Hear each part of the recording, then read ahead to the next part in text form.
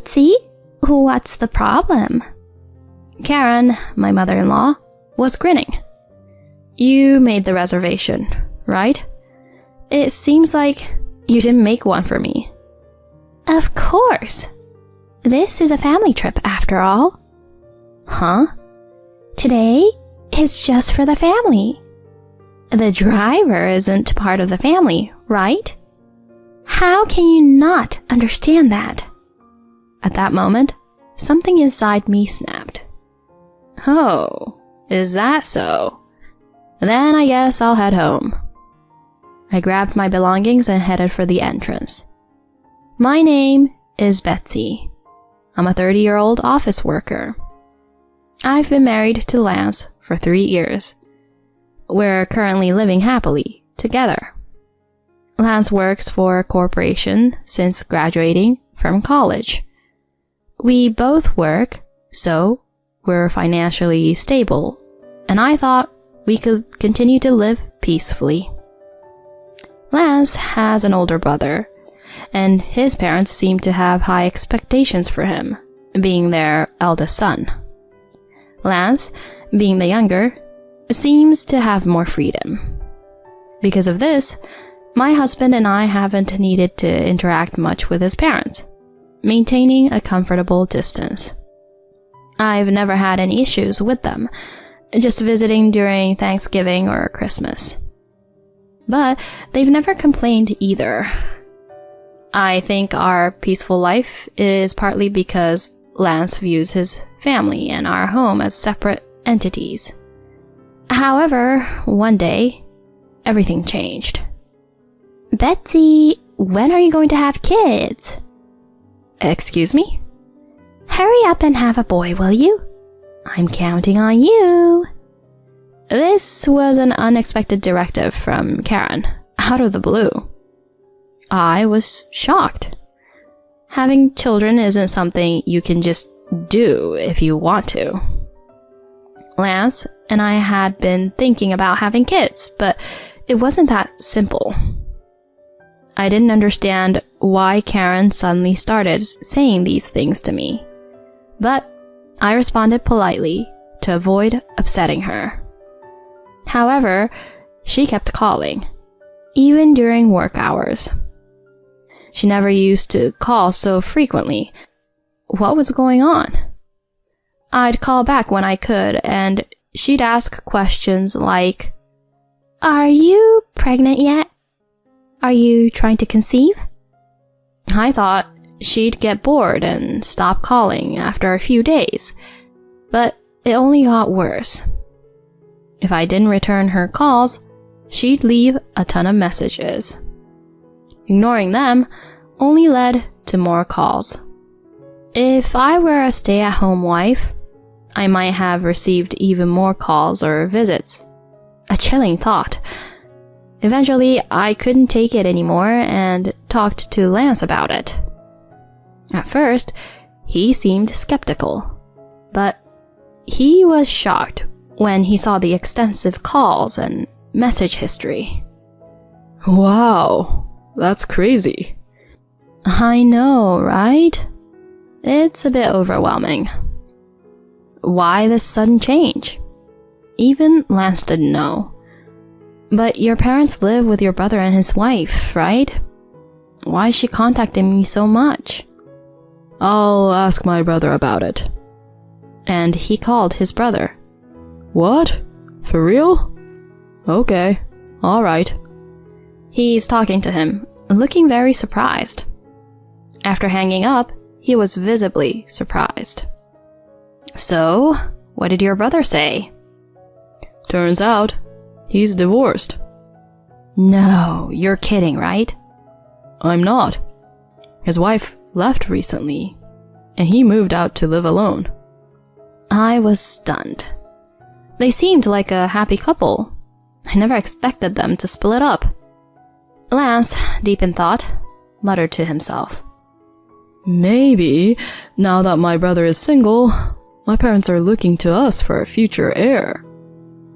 Indeed, the timing of the divorce and Karen's calls coincided, and she kept mentioning having a boy. So now that they couldn't rely on the eldest son's family, they were turning their expectations to us. This was troubling. The thought of continuous contact from Karen was daunting. I wanted Lance to stand firm against any pressure from his parents. Karen's calls were relentless. Each time, I talked to my husband, reporting what she said and asking him to intervene. He agreed, but he seemed somewhat pleased, saying, "But Mom really has high hopes for us." This bothered me a bit. The stress from her frequent calls was mounting, so some days I turned off my phone to cope.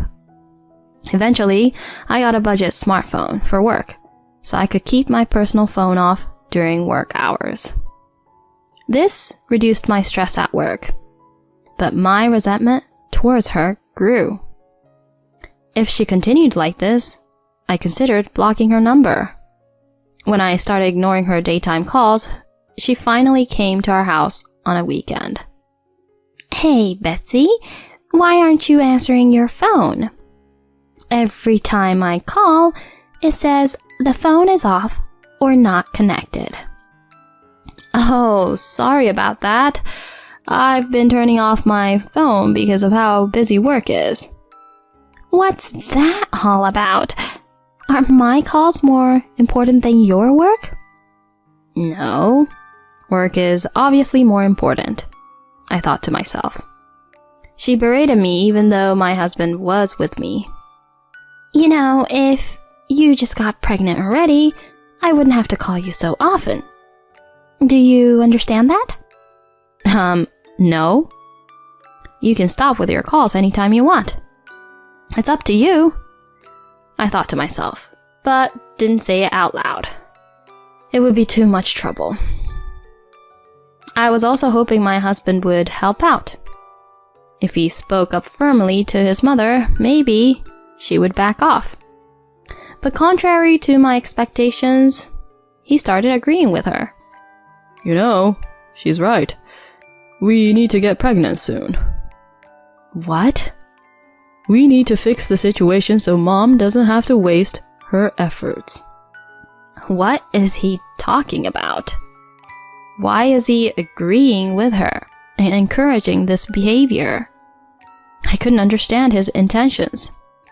I continued to ignore calls from her. But then, on weekends, she would come over and team up with my husband to blame me. I started to wonder if it was my fault for not being able to have children. So, I worked hard at trying to conceive and even underwent fertility treatments. What if I still can't get pregnant? I worried as months went by, but then one day, I finally got pregnant. I immediately told Lance. He was thrilled, and my mother-in-law was overjoyed. I felt relieved and I had fulfilled my role. During my pregnancy, both Lance and Karen were very kind to me. The frequent calls and snide remarks stopped. They even showed concern for my health. However, when it turned out the baby was a girl, they both changed their attitudes drastically. "Honestly, you're just useless." "You have to give birth to a boy to be the successor. I'm seriously disappointed." I was stunned. Does it really matter if it's a boy or a girl? I was appalled by the sudden change in them. It completely snapped me out of the almost brainwashed state I was in and brought me back to the state before the pregnancy. These people are a bit off, I realized. But I gave birth to a daughter. Karen showed no interest, but my husband was happy, saying she was adorable. That was a relief. I was worried he might completely avoid her. If he had shown no interest in our daughter, I was prepared to leave him. But he did care for her, and I couldn't just take away her father. So, for now, I decided to continue our marriage. Karen didn't even say congratulations or give a baby gift. But as for her, I had already given up and didn't expect anything, so it didn't matter to me. A year passed quickly after my daughter was born. I finished my maternity and parental leave and returned to work. One evening, while having dinner with my husband, my phone rang. Ugh, it's your mother. Really? I wonder what she wants. I hadn't received calls from her since the incessant demands for a grandchild, so I was curious about her reason for calling, especially during the evening when I was with my husband. Hesitantly, I answered the phone. Good evening, Betsy. I could tell right away that her attitude was different from usual. I was thinking of going on a family trip next weekend. A sudden family trip? What is she up to this time? And I'd like you to drive. You know, since Lance doesn't have a license. So please. As I listened, she explained that the destination was a winery near enough to drive to. Sure, we could swing by the in-laws on the way, but it would be a bit of a detour. I've already made the reservations, so I'm counting on you, she said before hanging up. She's made reservations even though I haven't agreed to go yet? She's so presumptuous. What did she say? I told him about the family trip she was planning. Really? Awesome. He was thrilled. He used to keep a moderate distance from his parents, but lately he's been keen on attending these gatherings.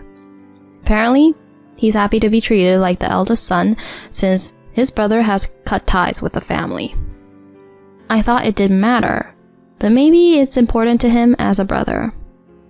Lance was happy, and if I refused to drive, Karen would probably be furious. So I decided to endure the trip for one night. Reluctantly, I agreed to go on the trip with my husband and his parents. We decided to leave our daughter with my parents. Then came the day of the trip. We had planned to leave at 6 a.m., pick up my in-laws by 9 a.m., and arrive at our destination by 10 a.m., per Karen's wishes to have time for sightseeing. I woke up at 5 a.m. to get ready, and my husband, still groggy, managed to wake up as well. All right, let's get going, I said to myself, determined to make the best of the trip. After a 2.5-hour drive, we were finally nearing my in-laws' place. But I shouldn't have underestimated the Saturday morning traffic, especially since it was the start of a long weekend. We arrived at their house right at 9 a.m. When we rang the doorbell, it was my father-in-law, Scott, who answered. Oh, good. You made it. Sorry to trouble you, but my wife is still getting ready. Can you wait in the car? So, Karen, who had insisted on starting early to sightsee, wasn't even ready yet. We waited in the car for about 5 minutes before Karen finally appeared. Sorry about that, she said, not seeming sorry at all. My husband and Scott sat in the back, so she took the passenger seat. As I drove, she kept clicking her tongue and muttering complaints about my driving in a low voice, thinking the men couldn't hear. I chose not to react, just driving while she grumbled for over an hour. Soon, vineyards began to appear, signaling our arrival. It was just past 10 a.m. I was relieved we made it on time, but then Karen said something as we got out of the car. You said we'd be here by 10. And we're late. Her comment irritated me, considering the delay was entirely her fault. We spent the time before checking in sightseeing and eating, and even though she had me running errands like carrying bags and waiting in lines, I tried to stay positive, thinking I just had to endure this overnight trip. Finally, it was time to check in. Betsy, could you go check us in? Yes, of course. I thought once we checked in, there wouldn't be much else to do. At the reception desk, I said, I have a reservation at 3 p.m. for 5 people. Martinez. But something was wrong.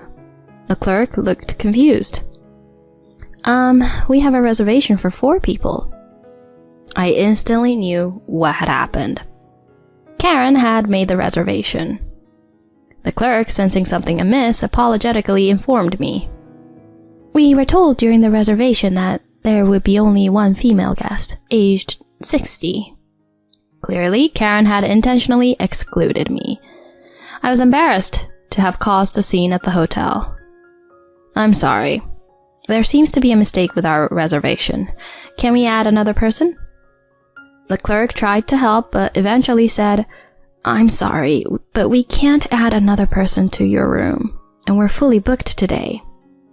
As I stood there wondering what to do, Karen approached. Betsy, what's the problem? She was smirking. You made the reservation, right? It seems like you didn't make one for me. I couldn't help but speak sharply due to her attitude. Then Karen said something unbelievable. Of course. This is a family trip. Huh? Today is just for the family. The driver isn't family, right? How can you not understand that? At that moment, something inside me snapped. I couldn't be part of a family with such people. Oh, I see. Then I'll go home. Yes, you do that. A daughter-in-law who can't even bear a male heir has no place in our family. She was smirking triumphantly. I grabbed my luggage and headed to the entrance. My husband and Scott looked surprised. Hey, Betsy, what's going on? It was Scott who came after me, not my husband. It seems Karen intentionally didn't make a reservation for me. What? Is that true? He was shocked. Well, it's something she would do, and since my husband is on her side, I'm going home. I glanced at the reception and saw my husband laughing and talking with Karen, seemingly unconcerned about me. My feelings for him had completely changed. Wait a minute. What's going on? He didn't know about her bullying. It's a long story. I'll send you some evidence on your phone later. I really don't want to see her face anymore today, so please, let me go.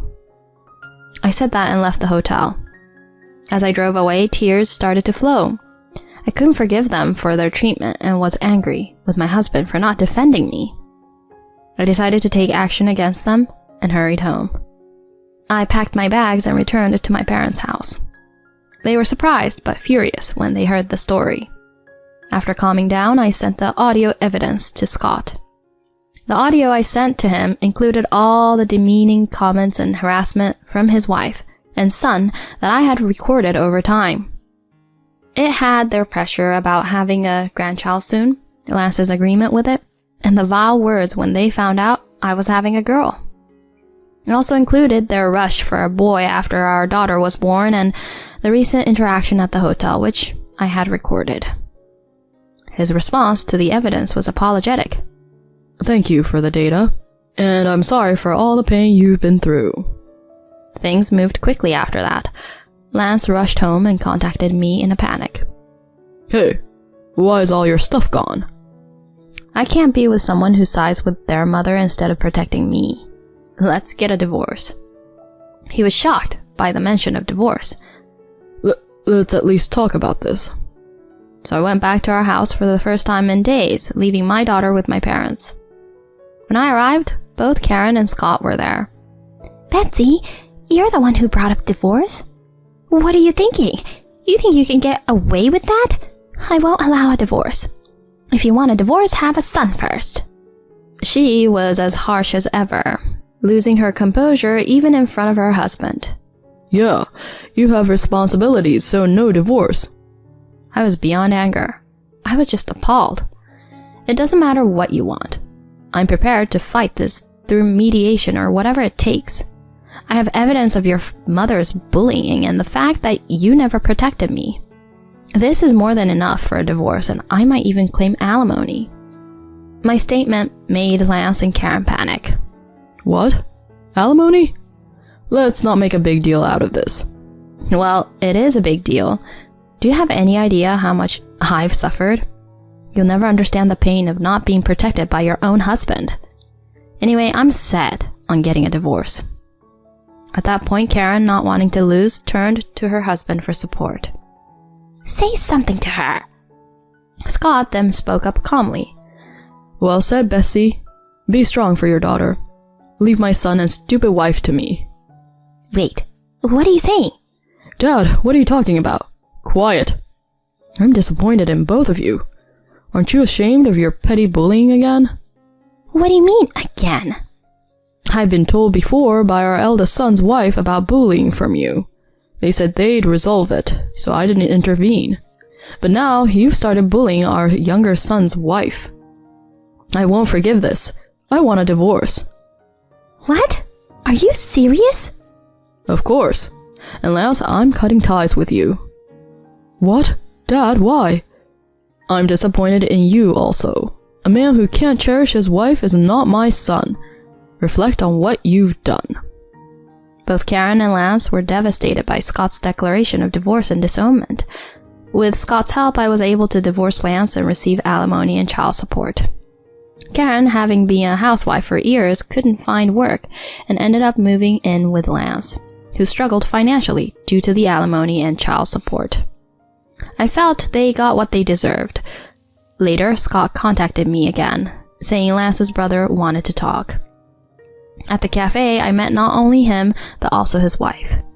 It turned out they had pretended to divorce to escape from Karen and continued living together, a plan proposed by Scott. I was glad to know they hadn't actually separated. Now I often meet with my former brother-in-law, his wife, and Scott for meals, always bringing my daughter along. Scott is delighted to see his granddaughter. Being a working mother, I manage well as a single parent, enjoying a peaceful life free from the stress of my ex-husband and ex-mother-in-law. I look forward to working hard and watching my daughter grow up.